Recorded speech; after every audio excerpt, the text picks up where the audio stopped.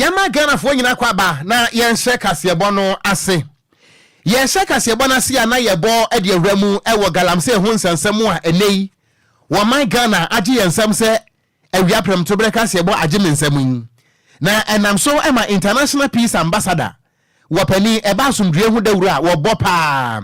Ne din e de togbi goba tenge sedo. Wono so ade nanu atumbi.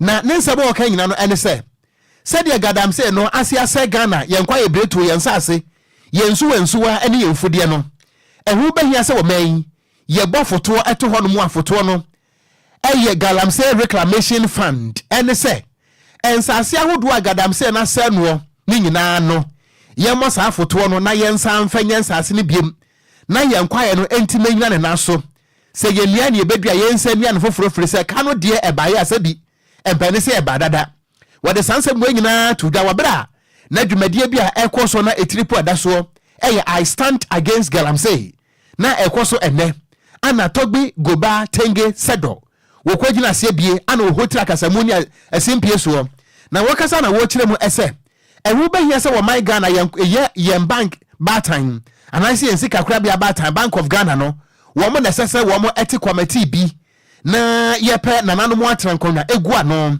eye National House of Chiefs ni yede wonu mo efo sa committee no na galamsey reclamation fund no yemfa ema nananom na nananom entimi emanage na ne nkyerɛkyerɛm no wɔkyerɛm ese sebi empanisi obi a waye bida ye man mo opiafo na nyame abiew ana sakraman aye bida nso ho no mo a nyame be kyerɛ yemfa wonkwa hayo ewo kokotro so enu nti wɔkyerɛm se saa fund no yebɔ na se yete committee no a yema nananom atrankoda enoso na emom wɔtikrewure na brewure eye naso ntiaso krobia wure fra sante kotoko hini otumfo se tutu abebiew asante mewura wono ana yemfa ne patron e ma sa committee no se na be ya bibia betimi akọ enkanem wo pani da to da akyerem se sebio yemfa yensatea enkum eye huriye sadanso ana yemfa prayetia nso ehudan wansampobiri anu nti wo besere se sa foto no ye ka ho asem no eni kwa se eye aban ne nko aso asem na mom ensore nso mfo mo honyim religious bodies form honyim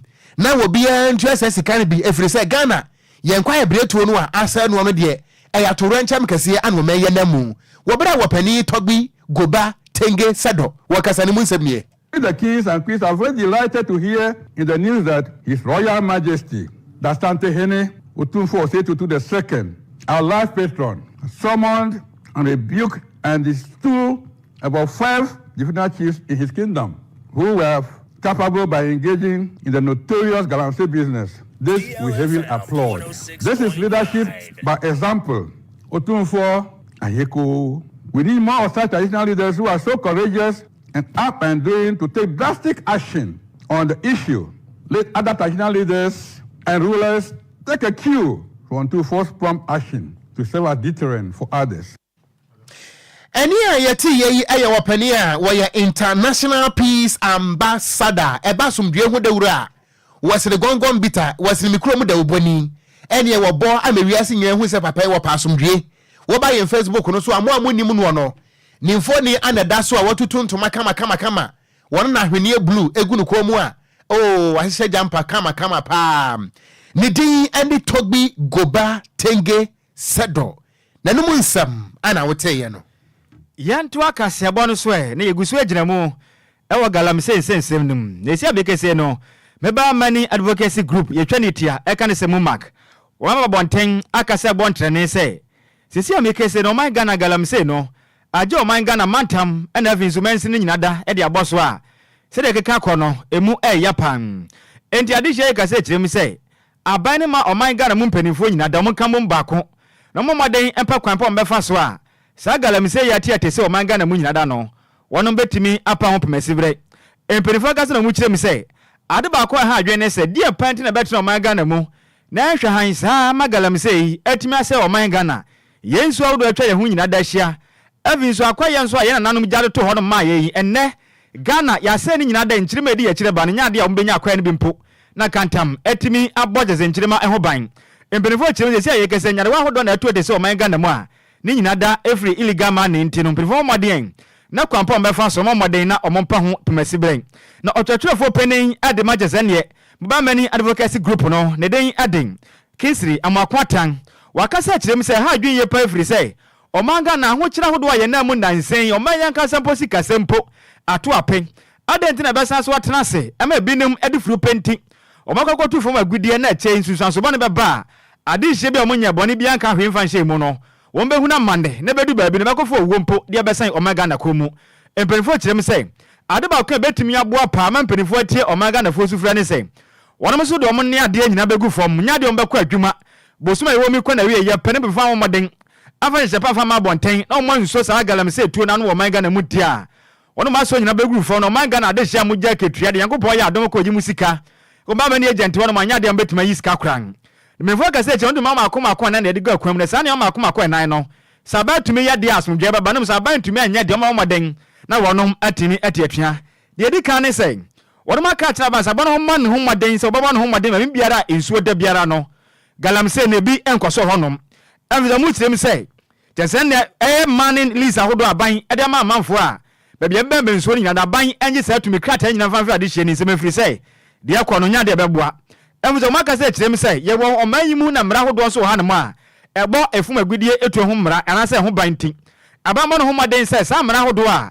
ɛfa efum agudie etu ho no ma mmara ne mu nya den ne ntimi mo ba ne ntimi mo na Ghana de hye yɛ ho ntimi tɔyen de to se nan so kyerem sɛ abamɔ no ho maden sɛ Ghana de hye a wɔnom yɛ illegal man anasɛ galamsey no mo maden sɛ wɔbaba no ho maden apa adwuma de ama wɔnom anya saa de a efiri na kɔ ebosu ekɔ awie na saban wantimi ni san hye we so pɛ sɛ de tie mba manifo a mo yɛ mba mani ɔman Ghana mu de ɔmo so bɛtie ɔman Ghana yɛ ho akyerɛ pan Kinsri amakwata ɛde nsɛmtwɛfo di nkɔmɔ no emu kyerɛ mu nie MOMAC urge government to take immediate action on the following. The president should declare a state of emergency over all water bodies and buffer to these water bodies to about 100 meters. Cancel all mining leases that crosses water bodies and revoke LI 2462 that permit mining in the forest reserves. Enforce laws and regulations governing mining activities. Provide alternative livelihood for illegal miners. Support sustainable mining practices. Protect and restore affected environments. Immediately ban the use of shamfan and other galamsey equipment and activities. Ensure the safety and security of mobile money agents and our customers. We will not change our position until something is done about this situation. We demand a concrete action from the government to address these critical issues. We hope the government will take our demands seriously to avoid any drastic measures.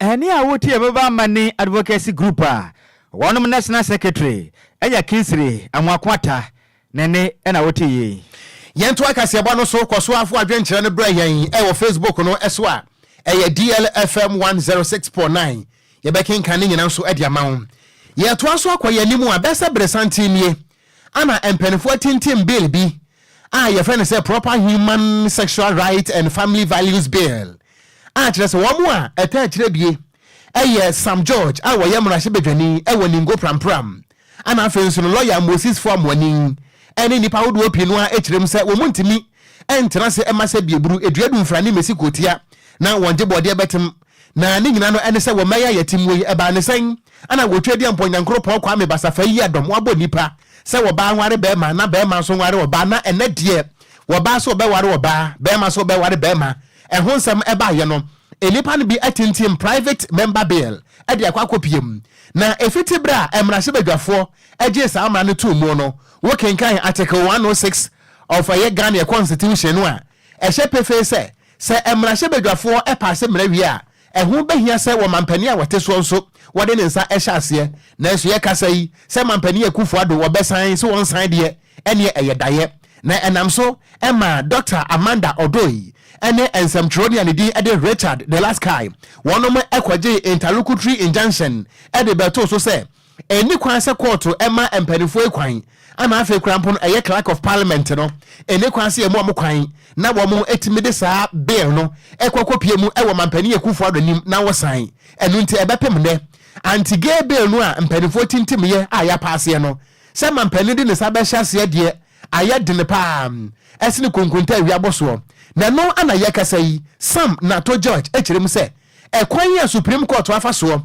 na wɔbɔ delay ɛne akyekyedeɛ nanteɛ ɛne bɔkɔbɔkɔ ɛwɔ sansam no ho no wɔkyerɛm sɛ ne bo anyo so ɛfiri sɛ ɛyadeɛ bi a sɛ Ghana yɛ anya ntomu a ɛbɛtumi anya nsonsansoɔ ɛwɔ mmarahyɛ badwafoɔ so ɛbɛnya nsonsansoɔ ɛwɔ executive no so ana Ghanafoɔ nyinaa nso ani di akyire sɛ anti-gay bill no ɛsɛ sɛ yɛgye to mu ɛfiri sɛ wɔmɛyɛ yɛtim wei Romanfoɔ wom Pentecostfoɔ wom Anglicanfoɔ wom Apostolicfoɔ wom ana yɛn nso awɔyɔfoɔ yɛta akyire na nanom abosomfoɔ wɔn nyinaa gye to mu sɛ ɛni kwan sɛ wɔbaa ware wɔbaa na bɛrima nso ware bɛrima nti adɛnti ana saa mmara wei bɛpem nnɛ na Supreme Court ɛtwetwe ne nan aseɛ yi Sam George ɛkyerɛm sɛ adeɛ baako a ɛbɛyɛ ne nwanwa paa ɛne sɛ mmara wei afi bɛkɔ wieyɛ na yɛnyi ntomu na wɔkyerɛm sɛ wɔyɛ n'adwene koraa sɛ wɔn bɛyɛ demonstration kɛseɛ ɛde atia Chief Justice yɛ maame Gertrude tɔkɔmu sɛ adɛnti ana watimi ahwɛ ama Supreme Court ɛbɔ delay ɛwɔ sansansam no ho na wɔn Chief Justice nso no wɔn fa action bi angu kwan mu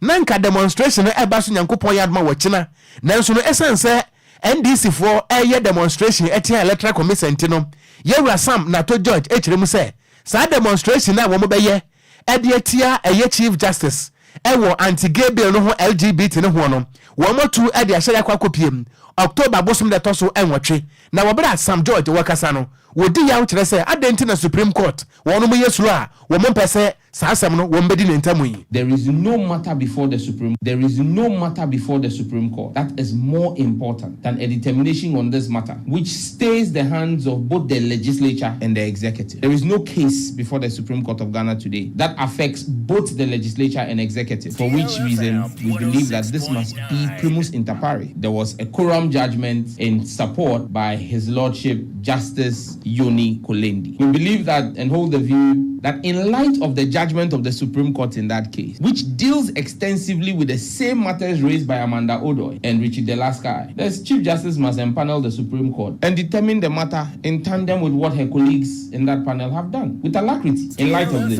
we have decided to postpone the Family Values March from the 17th of September to the 8th of October to allow for the political demonstration to happen and all of its consequences to be done, and then the next available date which we're able to arrive at with the regional command is the 8th of October.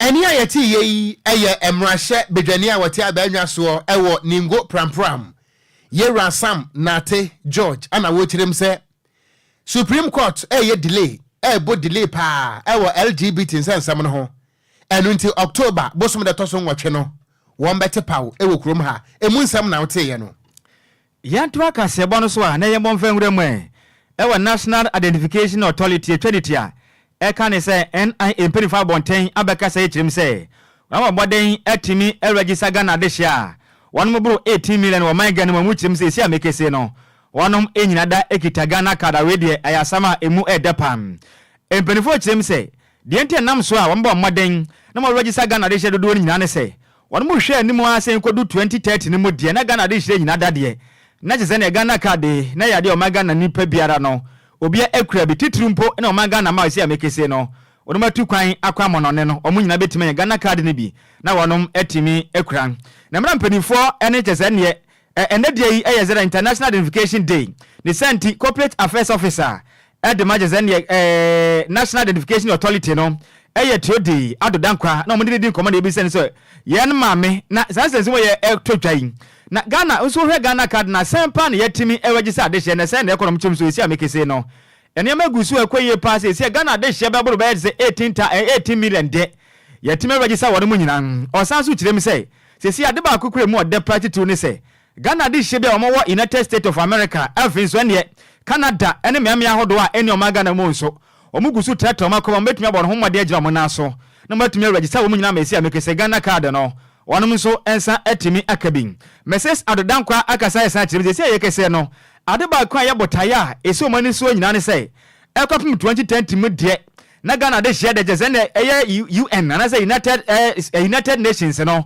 omo de botaya esi o mani so ene se no meka ne se sustainable development goals a ene no ACUN for penny for ni so se betimi aboa ma Ghana de share titru ana afin so bi maya nkabom ko ni yinada no omu nyina betimi anya card ahodo a ebedi adanse se nipa we de oma we su no ofiri se ba ya nipa no kodi boni bi agya ebru betimi so ni party na emra no etimi inu etin ne ma make say chire se ekese Ghana de hia de baburu 18 million de wa boden atwa omu nyina din omu gusu tete makoma mu say nipa ahodo mu amano nyina dan so no obetumi atwa omu din na timi yebo ma Ghana de hia omo wiase amansa nyina no so Ghana card no wanamusa etimi akabi ya mami tiodi adodankwa ejemani central din komo emo echiremuni more than 18 million Ghanaians when I mandate as an institution is to register Ghanaians living in Ghana and abroad. It is also to register foreign nationals who are resident in the country beyond the period of 90 days. So this is currently ongoing. We have been able to achieve a registration population of over 18 million for the Ghanaians, which is still ongoing as we have even started piloting the registration of Ghanaians living abroad in Canada and currently going on in the USA. Ongoing task. Certainly you'll be able to achieve it. In year 2024, and this is already done 18 million. Any outeko PMO our National Identification Authority the my Ghana or your corporate affairs officer ne den aditiodi adodankwa nene na oti yento akase ebo no so na yanku animu a fo adwenkyere ne nyina bra yan e wo Facebook no eso na anane edifiri kunsu Kwadwo krom and was still NPP government is better than the NDC KK difiri kaswa and was the NPP's worst performance is the NDC's best and Robert Gameli was a wafa how are you doing Major Osopa me hoye Gameli and was say I get your name in the Bible today Numbers chapter 1 verse 13 you are not a person who sleeps in the floor urade edimben wo hu no Bible mu Ghana for monkin kan Numbers chapter 1 verse 13 me pese bi hu de wo ho na me pacho wa obenya content no fa beto ase ha ma me wate fa bele mo Facebook no so na Gameli we de oba asase so yi ajeje sam nko a send your premier here na Kofi Parliament and was say I fear for this year's election when the brain is damaged the body suffers live from Agunabo Bikuma Derek Ayete and I want also what they about was say I am watching you live from Nkrakan good evening and on also what they are being yento akase bono eso yeto akase bono so a ye nananom na kanto ho se edua antekuma etena so edi awuo no kwakwa nanse wontena se ntonku na dompa akrotwa mansa wi aka nso asakraman wo botra wonyayemtuo ne nyina no ene se besa bresantinie ana aban no disise bia ba ye fe ne se district road improvement program drip ene se enkurase ne mansire no aban no e de cars yahodo bia ba eye earth moving machines ebi eye excavators ebi eye bulldozers payloaders ene backhoes ene adeade ye chechede ma mansire nyina na ebusua mode munim de akoso dada se cars ya ene chesa machines ye ba ye ho ntokwa de district bia no ebia kro no entokwa seso na mena na bi wase ebia ba o ebia ba de ababie mu ene se se opie mu ewo Gomua West ewo mfimfim mantamu a awurade asotro fata yu ne nyina no ene se wodi kokromotie kwa yi a ye de asotro beja akwan ene se enne wobra nananom atrankonya a wonom ewo Gomua asen ene ne mpotamu ene Gomua Achampem Traditional Council ene womanfo ne adehye a wonom ewo Gomua mpotamu womo abodwa data no wo hwani mu se ankaja machines ya ban de abayi eye drip machines no anke be pa wo de ho ntoma de yetia ne se ne mentime ho asiasi na aban krachi pani a wono wo Gomua West wona sabre wo ye NPP parliamentary candidate ewo ho ne din ade Bismarck income wono na nsem trofo de nkoma kire mu de ntia mentime ho asena so de ye na busua ye de video no beto so ewo Facebook no so ama na nya asam kotoa krom hanu mu ayetie sa hanu mu bedro jai na abusua ne nyina no ene se wobra nananom abodwa wo twen se machines ne ye bepa ho ntoma no yeni ma de kuresi ye ana eye DCH rem se NDC fo wono mo mra hye badwane ono wo Gomua West wo eye Richard Jan Mensa wone emrantie bi omo ye NDC fo de abufuo ebogura mu ewo dwabo na se ene ye kasa na etuo nam wiem se ne abo ene ma edi ahim ewo Kandahar ene Kosovo abo so nano na wo mu kirem se eye NDC fo na de ntokwa ba ye NDC fo no so kirem se won tiase na ntiase kira de ntia ka aye no machines na ye pa ho ntoma no enye MPP fo na to ye nanso MPP stickers ya je ho afa na yɛka ya wo mantienti aye pinso na busua wabra confusion eye basa no momientie kakra e wo Gomua West.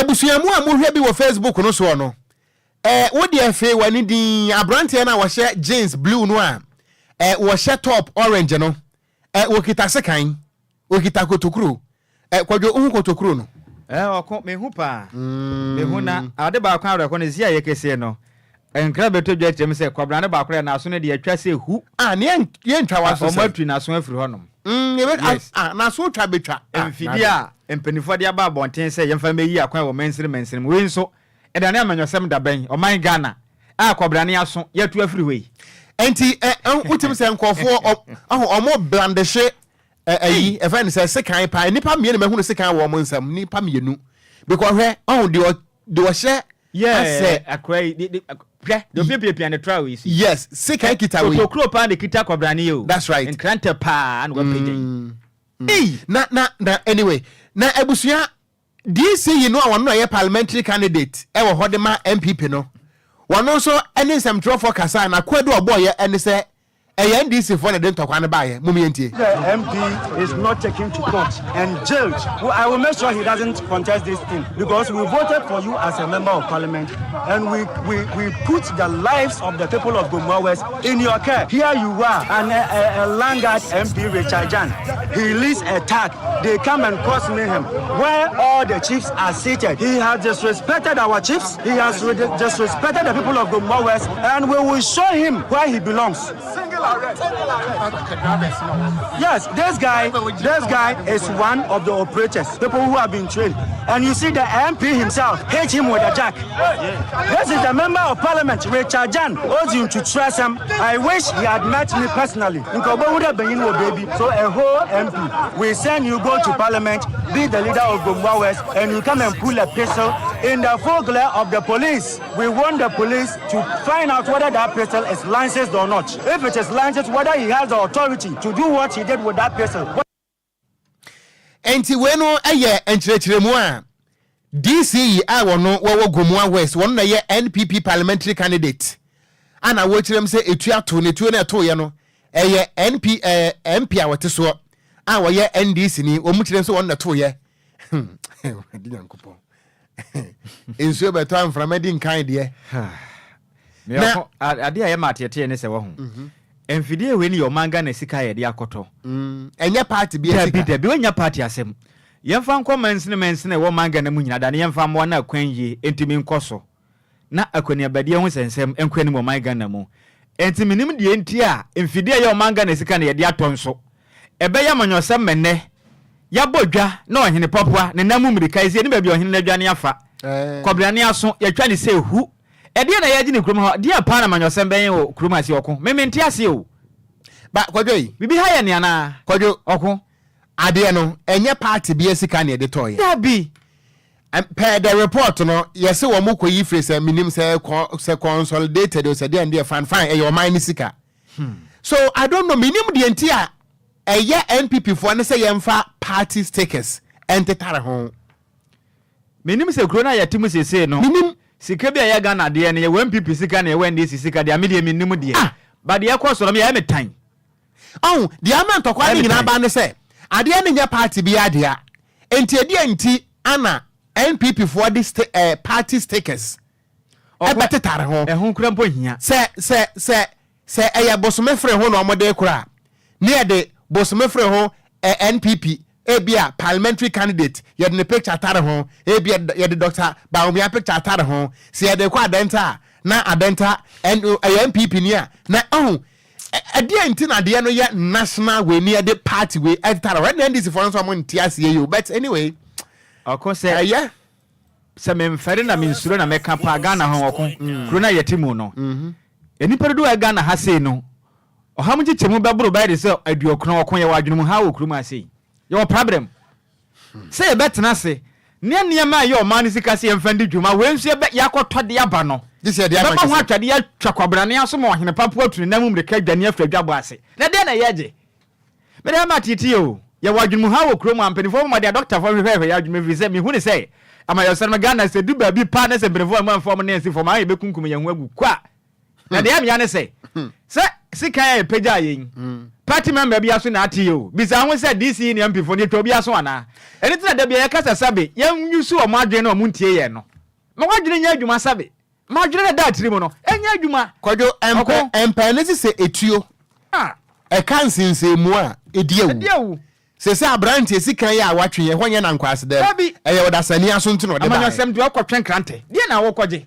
Kwadwo to aso menko okunyanko ya nim ya to aka se bon so yenko piem e Ghana National Fire Service odu jadwumakuo no wanum de kata abonten aka se kirem se emiam ya hodo bi wo hono mo asese amekese no mommo mpa ya pa every se jato hono mo se tawa mo ha mo mfre Ghana National Fire Service de se nya de ombeba hono abaya mommoa na de enta mo de kata abonten aka se nyane se emiam ya hodo bi wo hono mo asese amekese ni se jato hono mo pe na mo soma adwuma ye fonso mo konko dum jana mo kope na de hye no ene asotro akwa twiba brama na edi sibram ne zane fire service adwuma yefo no wale mu kyem se de ensem we kɔ no ma ka nya de Ghana fo no bi ebehu adwuma yefo no mabonti sabe o masum no enye dondo anasa banti o mo ntena se nya hwe ma Ghana de hye bi emboro kyezane Ghana National Fire adwuma kunkum wono mu nti no efiri na kɔ no se bia mo wono ene ma hwe Ghana National Fire Service adwuma ko no bia nya de mama kwan menne ejato wono mama beboa na wonom atimi adum eja no potem wonom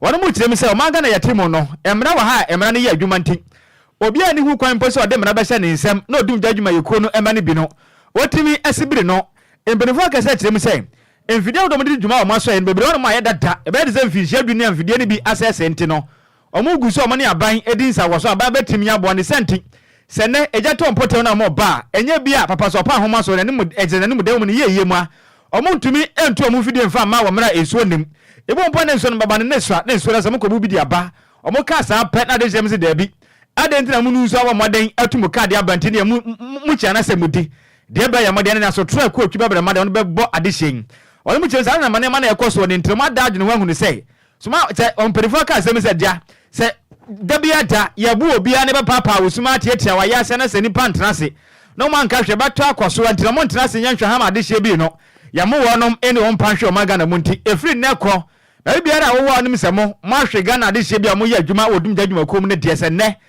unu me se jato wan mo ma de se be fetetefo no wa fre Ghana Fire Ghana National Fire Service ne free say enya de ma badante no we kokoba hodo a Ghana National Fire Service wode ma Ghana de hye bi se free ne ko se jato fie na nim se wodo nsa e de aka odum jadwuma yeko bi ba e wo me be atwem wasina so tro de a bo ne se jato fie wan kasa ba mo de na fa twere na dum no nya de o be ba ne abacha we nu kokoba hodo a odum jadi adwuma ko no so de ba bonte de ye kase bani mren ye bo akire na ye de asom ye netefo ko we su ne nkra asan ba biu na watwi mu last week bi baaye na watwi we nso e bi ahase biu omo bo fire service for omo bro omo nansen pa omo kire nse fidie nso bi a dada dodo na sese enye omo pe enti se mpanifo enfa bi ma ya sabe omo nya magicians a ejato ba bi omo huri akosi dan no so no matumi adum no nti mbabro omo de ejato ofia wan kasa dum wa de se Ghana fo no wabufu a omo ntimi control a a wrong target se oba attack firefighter because ono de car no de dia man no wo use o se Ghana fo mo bufu a se Jubilee House wa heya ana meboa sanity Kwadwo mboa heya na wo feature heya Interior Minister Henry Kwate wanti heya oti heya monko no why because the fire service they wo bo no a wrong bullet okon ha adwen o say academy bebre ho no ma aya na me Ghana penny fo na ngasa na me nim de ha ye kwan bi so adenti na betena se Kwadwo oko enkansi hwe ha Ghana for mpanimfo ye ntimamufo na sebi ya yare. Do you know why? Dabio se menote na dabia amabo akohoma wonu aduane a wo mame obekoso abosa akohoma enya adwuma omeya yatimwe upa miemie phone lines ubehu wo mo de saade obeya manyosem what must here sanete you see omana yatim no ye ntimamufo no aye bre no ya normalize bibia to the extent they say penini hu ne setimamufo no kra no wo ni problem na ba ne san ana omaya yatimwe Ghana National Fire Service ejato ba bi na monkodum no a na oma high drop in taxi na gallon ko 4 gallon ye ndia bu nsuo ekodum ja. You get the point? Kenda na be kodu na nsuo kura na nya de bi wo mu. And there are some key positions bi ho no mu a political appointment enti wo fredi pa no a obekasa as civil servant no okasa se party communicator. Enti wo mo ankasa nso no enduru baby a we condemn the fact to say public ni believe attacks on them but wo di bro okwa dentina adwumaku akodo no bibi nko emutumi eye oyekere menkai da odumja adwumaku aba bonte aba oyekere so muni akade enti omunko adwuma moma Ghana fonti musu na kire bibi sia adehye na hunu se sebe enya bo apayo bi na moye den moye sebe obis empenifo ka se me se oyefuni oya na wanfe wose a ye hu se oyem ye wo ya o timo mode ma Ghana adehye ni hunu se o hause na munam na mode hye makachi ye din a na se jato baby na obekọ na sabe wo kọ ye no wan fansu anko na ba ye den ha den ti mo nyo ye kire de bi na mpanifo na ntemo nka hwan kọ ye kire ni yenyina di sai obi a protect na dwuma na nsan na metie Kenate on na ye PRO ema Ghana National Fire Service Kenate asesa nko kasa in the interest of Nemrantia no obo defense political defense ani ebe ombekwaso abro won political defense ntombekwaso aje asotro na konongo omo fire tender no ya ubusu egum a esene so ne ye we esene so ne ye magana fo ntimo hawde ya na mpanifo ntimo nka na se chena okwa akodum ja ene ya kase bibia to babia mamo nkwa every say mo ya akade eno asam no eno nti eni bo na ja to de fie no ahawa wanamu no nya ha oketwa tise wo kwara ntumi nkoso ano de amasa nsi ho omo nsam nyina ni Ghana fo nsam nie because nansa danso ma de yi mo to car na koduro mo koya se nsuo na enimu se car no na asayo nipa no ono wabo ne bra si fie no a ehye no hwea no obehwe wo na de ha ya tete ne se taxpayers money ene de tua wo kanti se nipa no kwara wantumi amoa ya te de se gadu atua woka entuntum moa na ensi ho enti monyo ye chena Ghana fo ntimo kante sa de omekwaso aboro mo ye kase obi muro mo nanso no mo ma Ghana fo hu se how say na mo namu na mpanifo no entoto ne ma Kwadwo oman a political party cars edo so sene national ambulance ayo my papa bay ni we ayo my papa bay oman a minister ba ko wura ni fie a cars ya wapake edo so sene Ghana National Fire Service wo mo fire tenders we ayo my papa bay but the ejato ni fie a wo wuo no wo se wono no wo political fetus ye wo no to amanyosem mu politics na nyem ne maame wo no enti na adwe nyira ye na MPP NDC ye bebre okurum ha maame nkan message we na me nkomani mu a na maame nko DLFM annex e wo US Montreal so na bra penny Charles Mante and was Oko your proverbial statement demands a whole school of thought interpretation very genius yada say ne just nkwada na fa pen paper ye kan no matro wasi broni ni busa ansa asem na meka na ase akire san ya mo mra o metu admission enti bra pen Charles Mante yada say papa na wasi special shout out and confirm Mr. David Mante ewo insuachi Cape Coast North in the central region yada say pa na DC Queen ana wono so wode abai no wase how are you daddy Kwadwo wo fa asena frame daddy ne waye ni nyina o awurade wo kan daddy a na yem se de wo me hu nyina kura me nwro mfa ma kura waye ni nyina na wo beje be za be hada se kunu mu de wu dibi ne sempenifo se sebe se yeni adaje se be yenye beyi dabi nti once awaye crowd na wa sha se pai daddy ne de ehun akade no so do beta to sa mo asori de wajan enti ebusha ye gira we so ye na ye homra ye ba apakan atrase agoprama so nsam is up next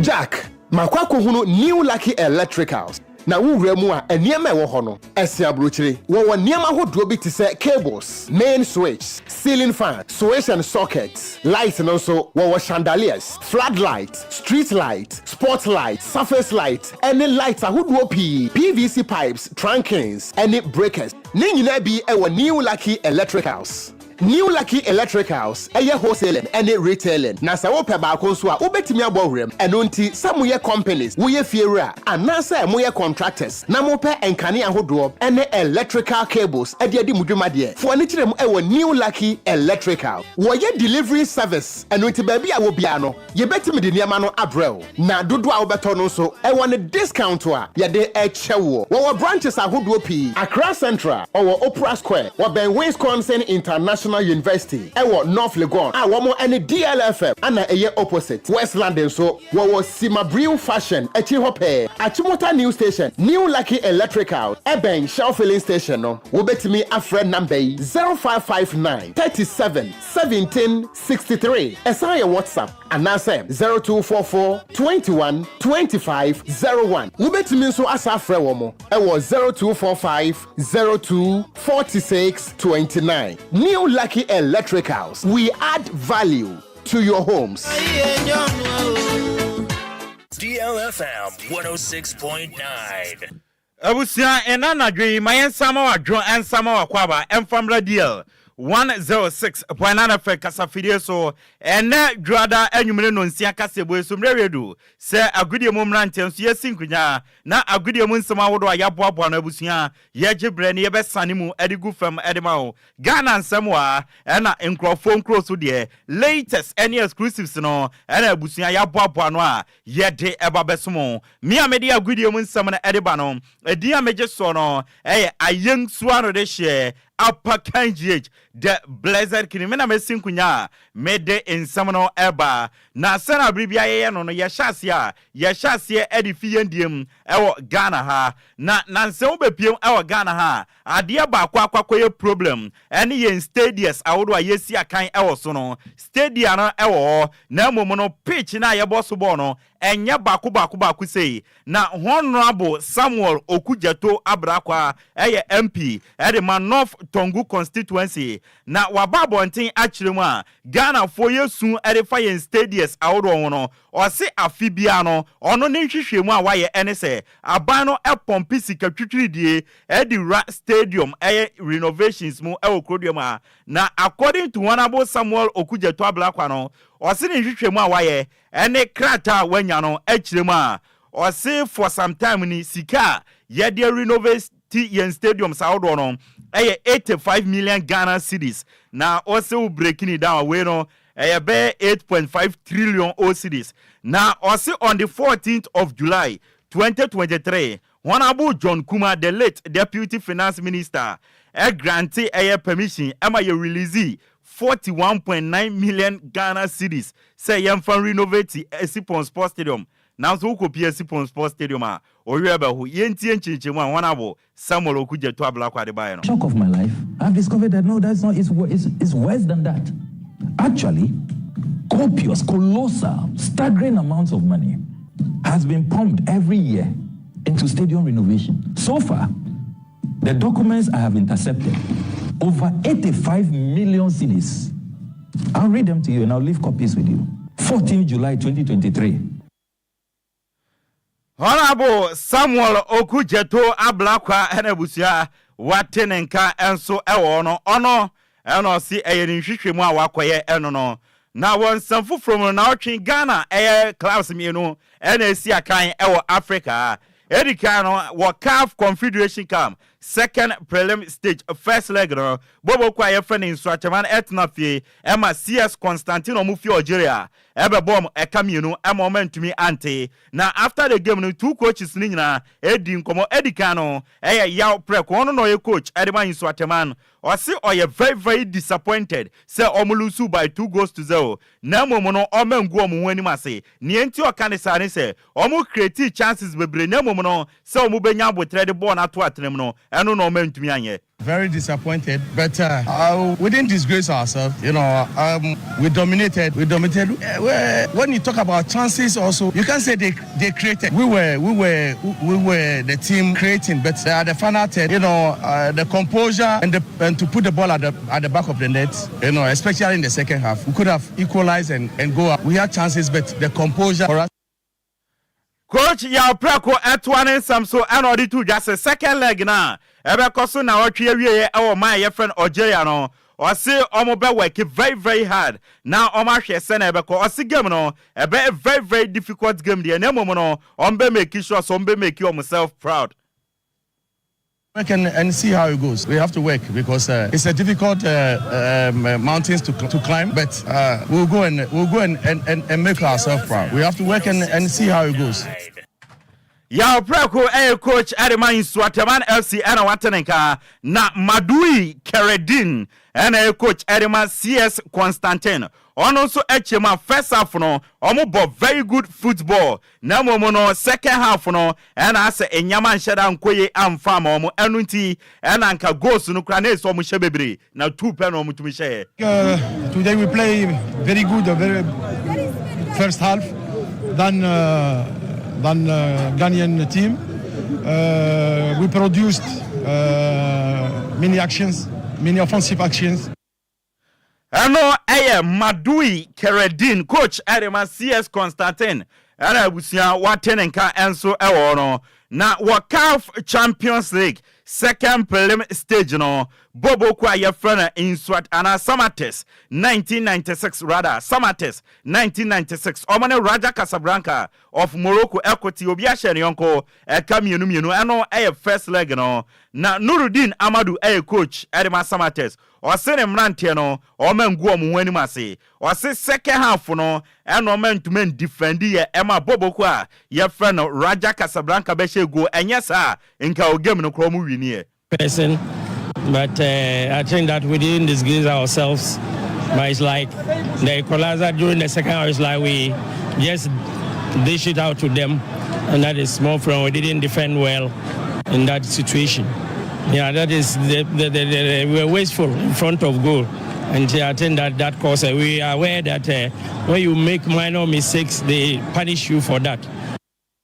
Nuruddin Amadou coach Edema Samates and a Watenenkano Rasme Vico coach Edema Raja Casablanca or Sineniaji Somen Lusugemuno Nienti and Niajane say pitch na ye boss ball ewa class posterior no na nya bono mo peso mo bono o mentuma bonemo ni nyina chi no na o metumanya draw na niaje o si oda Ghana fo ase supporters ebe supporto Raja no o da obi biase na mom ni inshallah na o twa wie o mbe hia Samates ewo Raja na o ma hwe se second leg ebe kwa ko wie sen a. Must not be happy. I'm not happy. I'm happy because we don't lose the game. But normal, we must win this game. Of this field where we play, it's not possible to play. But how we play today, I say congratulations. That is big win for my team. And because of that, I'm proud of this young.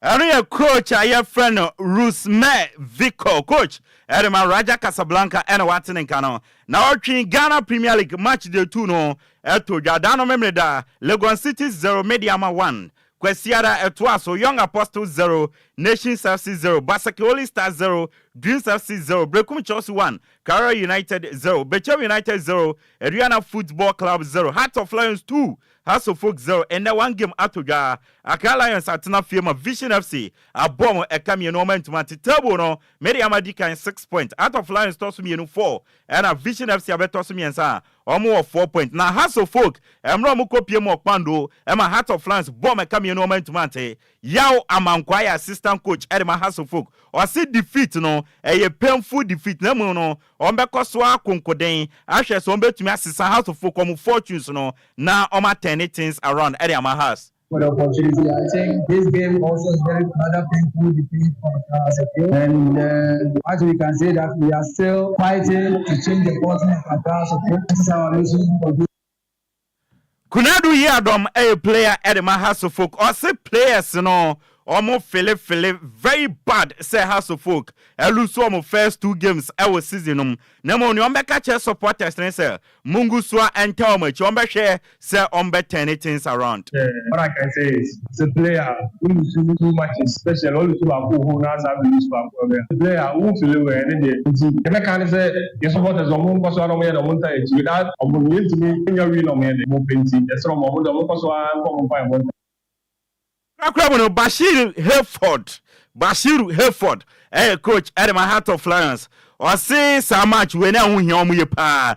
Esan say first game on both. You don't catch on second biasono a so much has and Pampomo fight here in your 3 points. No. As you said, this is the first match at home for the 2024-25 league season. We played away last week and we had a draw. DLFM 106.9. Coach Bashiru Hayford, coach at my heart of Florence Lebusia, Watin and can your money to Wamanone, not Yan Sorry Studia, Uremo our top 5 major leagues in Europa, in annual matches, Ebecoso, Yoremo our Italian Sianum, our Italy, Parma, Gemono Abe, Omatna Fiema Urinis. Akwachoma bo mekami ensa oma timumi no na afenso me no kase yesi aka ne simanu dubako Lazio ashabako na Hellas Verona so ashabako ebo anwumre no nso a was Spanish La Liga no no Rayo Vallecano ene boboku a yefen Osasuna na edi ebeboani a yede won komo twetwe edi etu anim na uramu ewo Spain na Real Madrid akache no Real Madrid ewo Brazil akola reswa bi yefen no Endrick Felipe wedi just 18 years. Na ne girlfriend Eradi Nyankopon. Ne girlfriend your friend Gabriela Miranda. Ne girlfriend no edi 21 years. Infie eduonu baako. Eno no won fie edu nwotwe. Na wa confirm say na wie ya no wa wale ne girlfriend no. Inti infie edu nwotwe akwala no. Ono awale infie eduonu baako Ghana ha. Nka obete ne awofo de beye wona so aburu kire o scanti obi antumi enka hwe nkire no eno ya Hendrik Philippi akwala reswa 18 years on hwe so monbo awale na odwen o enti wakwakọ wale enso ewo Real Madrid a confirm some rich agreement with Spanish left back your friend Ferland Mendy almost extending the contract no until 2027 I want some no Barcelona abrante your friend Daniel Olmo or your ringer of Spain wakopla wenya femoral bicep on the right time now according to Barcelona no obetna fie 4 to 5 weeks and one some no Adrien Rabiot ne mame ene Veronique na abrante we ne mame ene Briska e de chenhwe na we fi Juventus as a free agent me no ka say ordinary chem e boboku a ye fe no Olympique Marseille of France na wakwakobo 2 years e de amoma and ensem no and a Chelsea out inside their friend left back of England bench was sombre na omeka first team no na me no ka say abrante na start training na ye de won komo twetwe e de etu anim enti ebusia yemfa agudie winsem nsi na yenso so na Inspector Francis Akwaboa oye soja ni penny na Ghana Armed Forces Music School no oye instructor o yenchiao and afenso no Inspector Dennis Owusu onso no immigration officer or headquarters onso yenche abusia me amede agudie mun samana bai no dia meje so no ya ayensu ano de hye Upper Kanjih the Blessed King Isaka wa Shaiman Washington onso si wabiem onso yenchiao abusia Okogyeabour ene Nhyiraba de sofano to aso de amam DLFM 106.9. Yes, I Ghana for Kwaba na yentoa so mfiri ha na yemfa sofano emfa ema Ghana for abusia nkomo ni nyina no ene se Ghana National Fire Service edi abeto dwa kirem se wonum ewo mea yahudo bi ewo Ghana hanom a eja to hodom na so wo kope na Ghana for edi wo mutiri edane asa atoa ebro asotro ani nkonsa enunti wo mo a blacklist sa mea ye ni nyina se dato ofi apekuraba use anu ohwe gum se twawu Fire Service ye madda because you ba mo behwe yan yeah enkomoi me pacha wo je saying 0534 Kroma sa ha bedwo 0534 050199 0534 050199 and 0593 4065 another 65 ye bobrapa ready nebunsu yesi ho eja to fia Wapompiegum. Good evening. Good evening. What the open me and Senior. Accra. Unofficial mayor. That's right, Tama Community 25. I want you them say we are. Every day. Me say ya sweat so ya mo bia biem. Simple. And you are radio no volume no nya no ne o de akọ Rwanda ono wa wine no we bia volume no mama. By force and by decree. Upo betie. You have to volume it.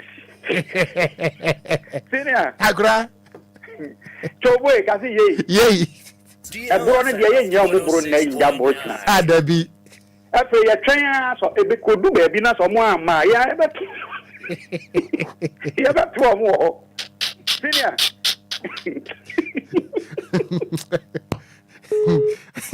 I didn't some cry. I didn't some. Kafra went to me and you know so my memfa. Good evening. Me pato did this on friend. Me forty in Catalonso. I'm in tear way. Yababuomo because the first card wow Becassa Yababuomo Biano Yaba condemn there be Yampenisa. And one day, Mabo, and Yabeka say Yabuomo, but Mabo Misrao. Or Mobia faster this car. I have not compliment my age. My first car by is union, second car is union, third one I buy is union. Na ya jato ya company bebe amini yejuma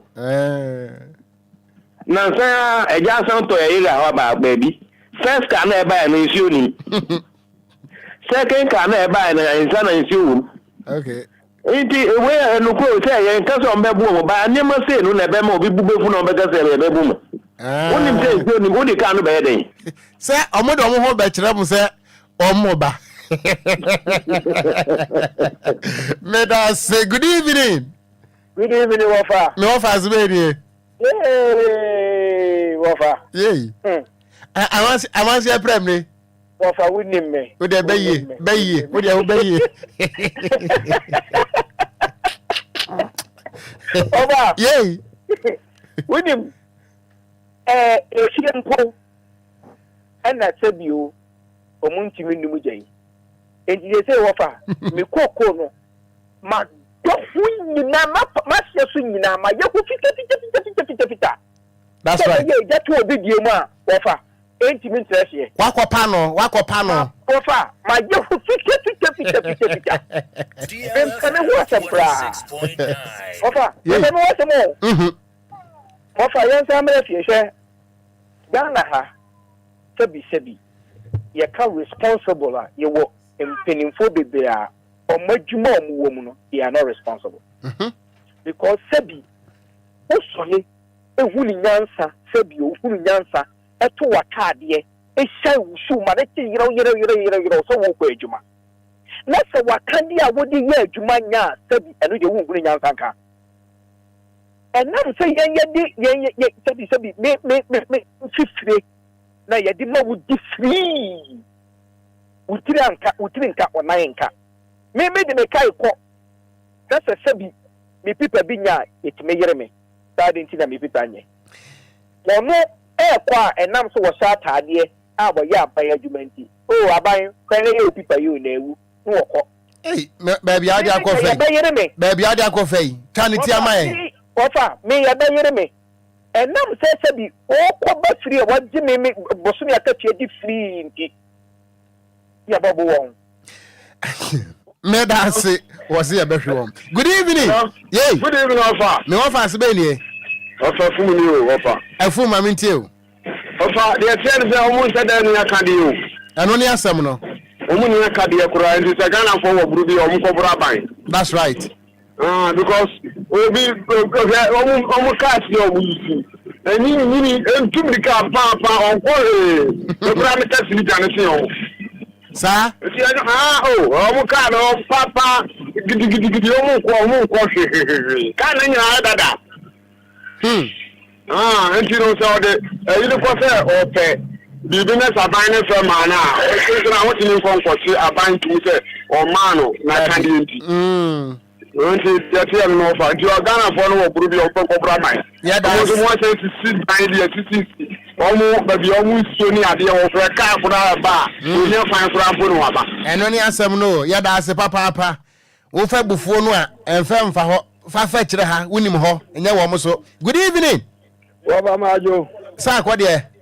Oba how to say? Tema community 11 for ye ho ya na mo so e. Ye nyina ye ho ye. Mo mantie o. No fa mimi de ni say. Fire service for unim say obi dan hye. Na ni abreko.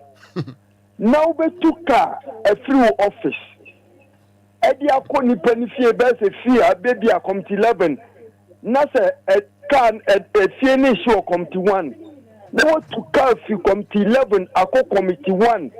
Na say ensure any kamu a udi be dum jana. Of all gidi say a ho atemu ayi amamu for na den on be yo. Na ne ukoye kura koye den. Of a ukoye koye den. Uni se ka na o de kon nsuo nim.